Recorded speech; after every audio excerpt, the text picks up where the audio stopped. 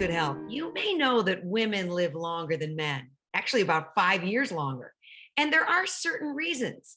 I mean, while both men and women have heart disease, men are actually more likely to die of heart disease, partly because they don't go to the doctor, they don't keep up with routine medical care, get important screenings like blood pressure, cholesterol, get checked for cancer. What's up, men? Dr. Caleb Walters is a primary care physician with Trinity Health. Doctor, why do men tend to be less healthy than women? And is it even true? I think you kind of hit the nail on the head there with, I think the main reason that men tend to be less healthy than women comes down to the fact that they don't always follow up with their doctors. We like to think that we're invincible, that nothing will ever go wrong with us. And, we're used to being the people that always fix things, always take care of things. And, I think that a lot of men don't necessarily want to think that things are wrong with them, or they think that, I can work my way through it. I can fix it myself if something does go wrong. Why does that reluctance even exist?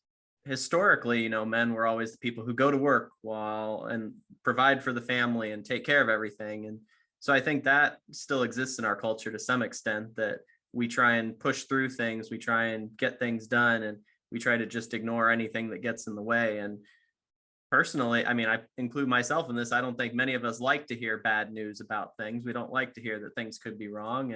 And I hear probably on a daily basis I haven't seen a doctor in 30 years until my wife told me I needed to come in. And I think that's the thing. If men feel like they're doing okay, then why not keep a good thing going, and why try and search for something when you don't necessarily like to hear the results of it? Boy, does that ring true for me, because I've been listening to my husband for a decade complain about a hip and a leg and a who knows Yep. what, but he's never gone to the doctor. I mean, you must hear that all the time.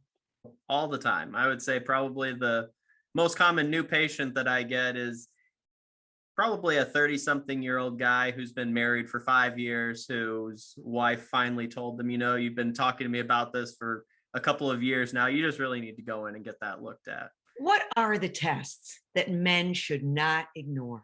I would say the biggest one is actually not just for men, but colon cancer screening is probably the biggest thing that we have to talk to people about getting. And that's not just men, but like I said, women too. And that's actually changed. People hear from their parents, oh, I got my colonoscopy at age 50. But over the last couple of years, that recommendation has gone down to 45 now. So we get a lot of people that don't know that or don't remember that. And so are coming in later and maybe even finding something later because they've waited to do that.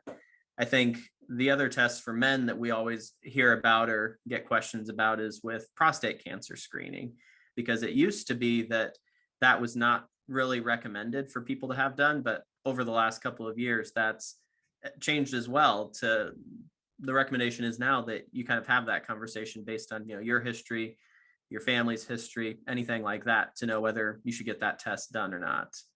And even with colon cancer, if there is a family history, you should get it even earlier Yep. than 45. And it's so preventable if Absolutely. detected early.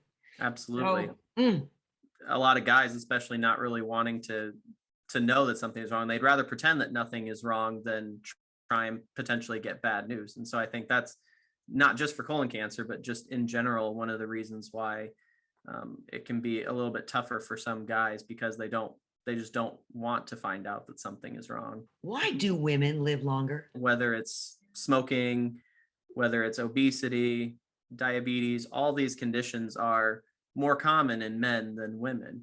And whether or not that's due to men not seeking care or some genetic differences, I think that's probably the biggest thing, is that men tend to have a little bit more of these chronic conditions that tend to lead towards some of those problems. And that's why I think it's even more important for men to have that primary care doctor, to have that person that they go and talk to get those screening tests, to make sure that they're on track with their risk for all those things, and that we can catch things early for them. We always hear the joke that plenty of men take care of their cars way better than they take care of their bodies. Mm-hmm. Do you really think it's fear of looking weak, of not keeping the family train moving? I have personally heard on well more than one occasion somebody not seeking care for something, whether it's this pain that they've been having in their belly, or whether it's not even something physical, whether it's a mental health concern for years because of the stigma associated with being weak, like you said. We men are people who push through it come hell or high water, or it's I am the sole provider for my family, and if I get diagnosed with something bad, then I might not be able to work, and whatever it is.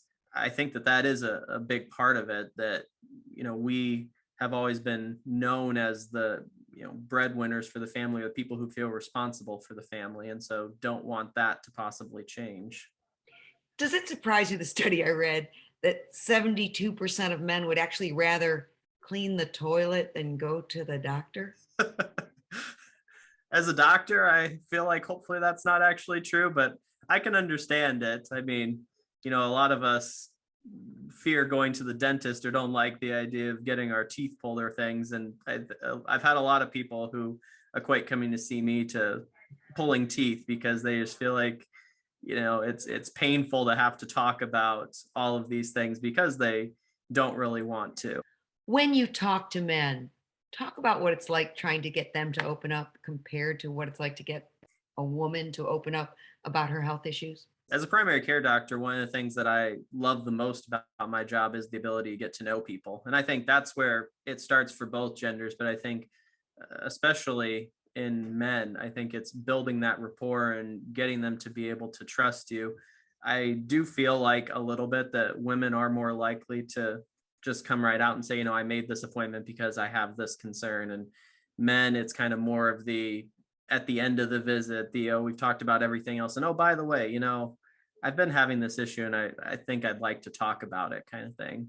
So it's not, I don't think my approach is necessarily different for them. I think men just may take a little bit longer to get there. Talk for a moment about men and mental health. You started on it, but in terms of anxiety, depression, thoughts of suicide, um, it's just as difficult getting them to a therapist, I think, than to get them to the doctor, no? Can be. Yeah. I think I mentioned it a little bit before.